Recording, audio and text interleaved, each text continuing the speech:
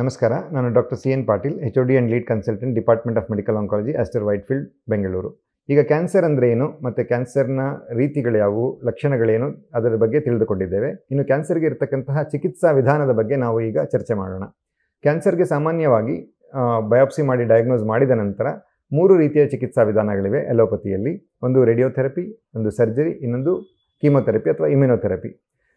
Surgery ಅಂದರೆ ದೇಹದ ಒಂದೇ ಭಾಗದಲ್ಲಿ ಅದು ನಿರ್ದಿಷ್ಟವಾಗಿ ಇದ್ದದ್ದೇ ಆದಲ್ಲಿ ಅದನ್ನು ಸರ್ಜರಿ ಅಥವಾ ಶಸ್ತ್ರಚಿಕಿತ್ಸೆ ಮಾಡಿ ಸಂಪೂರ್ಣವಾಗಿ ಗುಣಪಡಿಸಬಹುದು. ಇನ್ನು ರೇಡಿಯೋಥೆರಪಿ ಕೂಡ ಸರ್ಜರಿ ಆದ ನಂತರ ಅಥವಾ ಸರ್ಜರಿಗೆ ಮುನ್ನ ಕೂಡ ಕೆಲವು ಕ್ಯಾನ್ಸರ್ಸ್ನಲ್ಲಿ ಅಳವಡಿಸಲಾಗುತ್ತದೆ. ಇನ್ನು ನಮ್ಮ ಡಿಪಾರ್ಟ್ಮೆಂಟ್ ಅಂದರೆ ಕೀಮೊಥೆರಪಿ, ಮೆಡಿಕಲ್ ಆಂಕಾಲಜಿ, ಕೀಮೊಥೆರಪಿ ಅಥವಾ ಇಮ್ಯುನೊಥೆರಪಿ ಬಗ್ಗೆ ತಿಳ್ಕೊಳ್ಳೋಣ ಇವತ್ತಿನ ಒಂದು ಚರ್ಚೆಯಲ್ಲಿ. ಕೀಮೊಥೆರಪಿ ಅಂತ ಅಂದರೆ ಕೆಮಿಕಲ್ ಥೆರಪಿ, ಅಂದರೆ ಸಿಸ್ಟಮಿಕ್ ಥೆರಪಿ. ಈಗ ಸರ್ಜರಿ ಮತ್ತು ರೇಡಿಯೋಥೆರಪಿ ಏನಿದೆ ಅದು ಲೋಕಲ್ ಥೆರಪಿ ಆಗಿರ್ತದೆ. ಅಂದರೆ ಲೋಕಲ್ ಆಗಿರ್ತಕ್ಕಂಥ ಟ್ಯೂಮರ್ನ ತೆಗೆಯೋತಕ್ಕಂಥ ಇರ್ಬೋದು, ಇಲ್ಲ ಎಕ್ಸ್ರೇಸ್ ಕೊಟ್ಟು ಅದನ್ನು ಕಿಲ್ ಮಾಡ್ತಕ್ಕಂಥದ್ದು ಇರ್ಬೋದು, ಅದು ಲೋಕಲ್ ಥೆರಪಿ ಆಗಿರ್ತದೆ. ಸಿಸ್ಟಮಿಕ್ ಥೆರಪಿ ಅಂದರೆ ಸಣ್ಣ ಕಣಗಳು, ಕ್ಯಾನ್ಸರ್ನ ಕಣಗಳು ದೇಹದ ಬೇರೆ ಭಾಗದಲ್ಲಿ ಇದ್ದು ಅಥವಾ ರಕ್ತ ಸಂಚಲನದಲ್ಲಿ ಇದ್ದದ್ದನ್ನು ಕೂಡ ಅದನ್ನು ಕಿಲ್ ಮಾಡಲು ಬಳಸ್ತಕ್ಕಂತಹ ಒಂದು ವಿಧಾನ ಅಂದರೆ ಕೀಮೊಥೆರಪಿ ಮತ್ತು ಇಮ್ಯುನೊಥೆರಪಿ. ಕೀಮೊಥೆರಪಿಯಲ್ಲಿಯೂ ಕೂಡ ಓರಲ್ ಮತ್ತು IV ಅಂತ ಇರುತ್ತೆ. ಅಂದರೆ ಓರಲ್ ಅಂದರೆ ಮಾತ್ರೆಯ ವಿಧಾನದಲ್ಲಿ ಕೊಡ್ತಕ್ಕಂತಹ ಕೀಮೊಥೆರಪಿ, IV ಅಂತ ಹೇಳಿದರೆ ಇಂಜೆಕ್ಷನ್ ವಿಧಾನದಲ್ಲಿ ಕೊಡ್ತಕ್ಕಂತಹ ಕೀಮೊಥೆರಪಿ.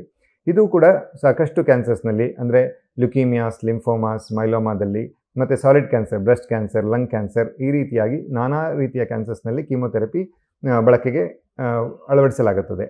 ಈಗ ಕೇವಲ ಕೀಮೊಥೆರಪಿಯಿಂದ ಕ್ಯೂರ್ ಮಾಡ್ತಕ್ಕಂತಹ ಕ್ಯಾನ್ಸರ್ಸ್ ಅಂದರೆ ಲ್ಯುಕೀಮಿಯಾ, ಲಿಂಫೋಮಾ ಹಾಗೂ ಹತೋಟಿಯಲ್ಲಿರ್ತಕ್ಕಂತಹ ಕ್ಯಾನ್ಸರ್ ಅಂದರೆ ಮೈಲೋಮಾ.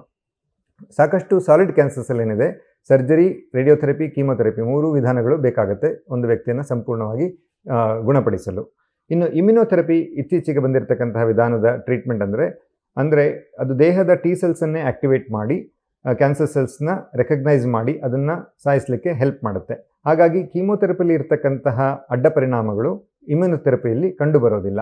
ಇಮ್ಯುನೊಥೆರಪಿ ಕೂಡ ಎಲ್ಲ ಕ್ಯಾನ್ಸರ್ಸ್ನಲ್ಲೂ ಬಳಕೆ ಆಗೋದಿಲ್ಲ. ಮತ್ತು ಯಾವ ವ್ಯಕ್ತಿಗೆ ಇಮ್ಯುನೊಥೆರಪಿ ಹೆಲ್ಪ್ ಆಗುತ್ತೆ ಅನ್ನೋದಕ್ಕೆ ಕೆಲವು ಟೆಸ್ಟ್ಗಳಿರುತ್ತೆ. ಬ್ಲಡ್ ಟೆಸ್ಟ್ ಇರ್ಬೋದು, ಇಲ್ಲ ಟಿಶ್ಯೂ ಅಂದರೆ ಬಯಾಪ್ಸಿ ಮಾಡಿರ್ತಕ್ಕಂತಹ ಟಿಶ್ಯೂಲ್ಲಿ ಮಾಡ್ತಕ್ಕಂತಹ ಟೆಸ್ಟಿಂದ ಇಮ್ಯುನೊಥೆರಪಿ ಆ ವ್ಯಕ್ತಿಗೆ ಉಪಯೋಗ ಆಗುತ್ತೋ ಇಲ್ಲದನ್ನು ನಾವು ಕಂಡುಹಿಡ್ಕೊಳ್ಬೋದು. ಹಾಗಾಗಿ ಇಮ್ಯುನೊಥೆರಪಿ ಎಲ್ಲ ಕ್ಯಾನ್ಸರ್ಸ್ನಲ್ಲೂ ಯೂಸ್ ಆಗೋದಿಲ್ಲ. Lung cancer, kidney cancer, bladder cancer ಮತ್ತು ಮೆಲನೋಮಾ ಅಂತ ಏನು ಸ್ಕಿನ್ ಕ್ಯಾನ್ಸರ್ ಇದೆ ಅದರಲ್ಲೂ ಇದನ್ನು ಹೆಚ್ಚಾಗಿ ಬಳಸಲಾಗುತ್ತದೆ.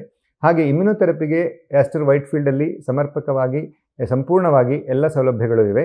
ಮತ್ತು ಇಮ್ಯುನೊಥೆರಪಿ ಮತ್ತು ಕೀಮೊಥೆರಪಿ ಬಗ್ಗೆ ಹೆಚ್ಚಿನ ಮಾಹಿತಿಗಳನ್ನು ಪಡೆದುಕೊಳ್ಳಲು ಕಂಪ್ಲೀಟ್ ಕ್ಯಾನ್ಸರ್ ಕೇರ್ ಸೆಂಟರ್ ಆಗಿರತಕ್ಕಂತಹ ಆಸ್ಟರ್ ವೈಟ್ಫೀಲ್ಡಲ್ಲಿ ನಮ್ಮನ್ನು ಸಂಪರ್ಕಿಸಿದರೆ ನಾವು ಅದು ನಿಮಗೆ ಗೈಡ್ ಮಾಡ್ತೇವೆ. Thank you.